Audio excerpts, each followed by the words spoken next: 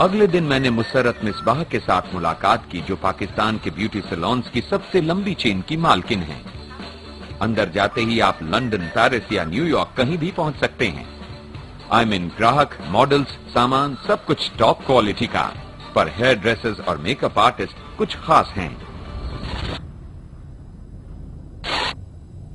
वो सभी उस एसिड की वजह से कुरूप हो चुकी हैं जो उन पर उनके पति, पिता या भाई ने फेंका था। एक्सक्यूज मी, ये बताइए यहाँ क्या होता है? ये एक सैलून है। ये वो जगह है जहाँ पर मेरी लड़कियाँ काम करती हैं।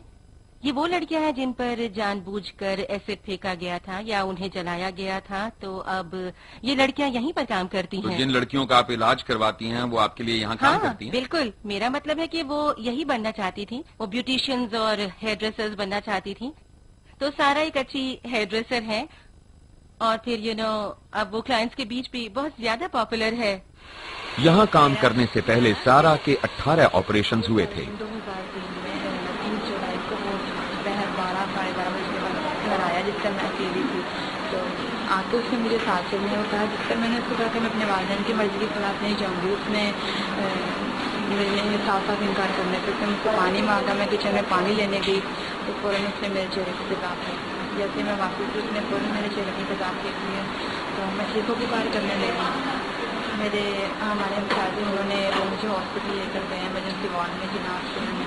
फिर वहाँ मेरा ट्रीटमेंट था। उसके बाद 3 साल हो गए। माइग्रेन का पता लगा जहाँ मेरी वालदा जॉब करती थी, उन्होंने बताया। तो 3 साल हो गए। माइग्रेन मेरा इलाज हो रहा है। बाजी ने मुझे ब्यूटिशियन का कोर्स करवाने के लिए इटली भेजा और वहाँ मैं 3 बार ही मैंने ब्यूटिशियन का कोर्स किया। फिर ब्लो ड्राई और बॉडी मसाज। तो आखिर आपको ये सब करने का आइडिया कहाँ से मिला? मतलब इसकी शुरुआत कहाँ से हुई? ये सब अचानक ही एक दिन हो गया। मेरे पास एक दिन एक लड़की आई जो आपके सैलून में? हाँ, मेरे सैलून में। और उसने बुर्का पहना हुआ था। तो उसने कहा कि मुझे आपकी मदद चाहिए।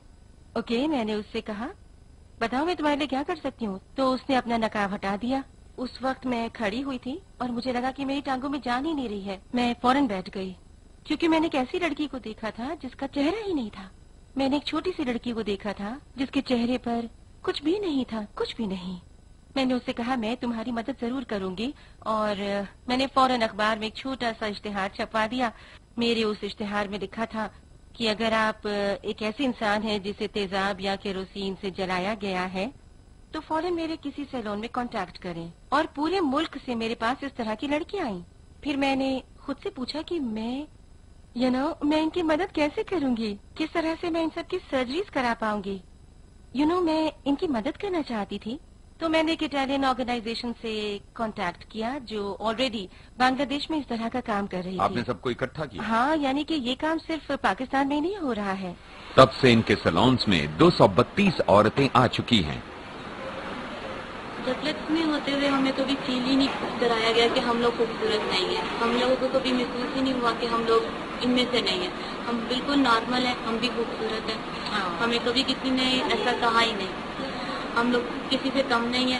सतबाजी की बदौलत हम लोग बिल्कुल नॉर्मल है और बिल्कुल इन्हीं लोगों की तरह सोसाइटी में मूव कर सकते। ये तो एक बहुत ही अच्छा जवाब है। हाँ, कॉन्फिडेंस से भरा है जी, कॉन्फिडेंस से बहुत ज्यादा। और जैसा कि इसने कहा कि ये समाज का सामना ठीक वैसे ही करती है जैसे हम सभी करते हैं। क्योंकि इनके पास एक हुनर है। इसके पास हुनर है, इसके पास हौसला है, लगन है और ये जानती है कि इसकी मुस्कान जरूर वापस आएगी। नवल को जितनी हो सके उतनी हिम्मत की जरूरत होगी। 22 साल की उम्र में वो एयर होस्टेस बनने जा रही थी, लेकिन उनका पति ये बर्दाश्त नहीं कर सका। मुशर्रत चाहती थी कि मैं उससे हॉस्पिटल में मिलूं। नवल नहीं चाहती कि इसके बच्चे इसे इस हालत में देखें। इस हालत में? हाँ, इस हालत में। ये बस ठीक हो जाना चाहती है। तो जब इसे जलाया गया था तो इसने अपने बच्चों को अपने पास नहीं आने दिया था। और हमारी भी कोशिश यही है कि इसके बच्चे इसे इस तरह से ना देखें, क्योंकि ये बहुत ही, आप समझ सकते हैं ना, मुश्किल है। बच्चे अपनी माँ को पहचान नहीं पाएंगे। नहीं। तो वैसे उसे स्माइल तो कर रहे हैं। सो जाओ।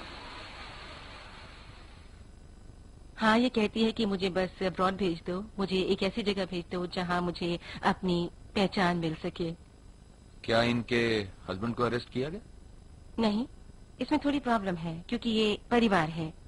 ये परिवार का मामला है, एक पारिवारिक झगड़ा है। जहाँ पति ने ऐसा किया है तो अक्सर पति माफी मांग लेता है।